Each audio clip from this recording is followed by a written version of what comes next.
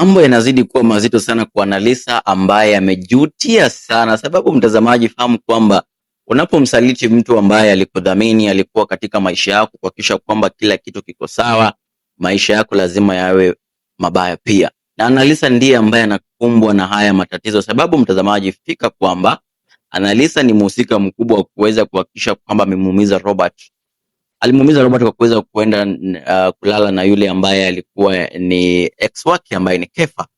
Jambo hili liliweza kumuumiza sana Robert alipopata taarifa ile, na Robert alikasirika sana kiasi cha kwamba ameamua kumfukuza huyu Annalisa jamani.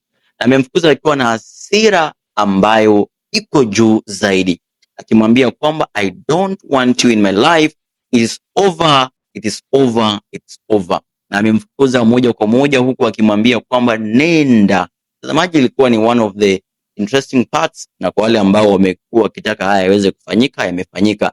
Na baadaye huyu Annalisa alipotokea pale nje akapatana na wale majangili, wakamnyang'anya simu aliyokuwa nayo pamoja na vitu vyote alivyokuwa navyo, akabaki bila chochote. Na baadaye tukaona kwamba amempigia simu huyu ambaye ni mzee Tyrone, ili Tyrone aje kumsaidia, sababu unajua kwamba hakuna mtu mwingine ambaye atamsaidia kama si Tyrone, mtazamaji.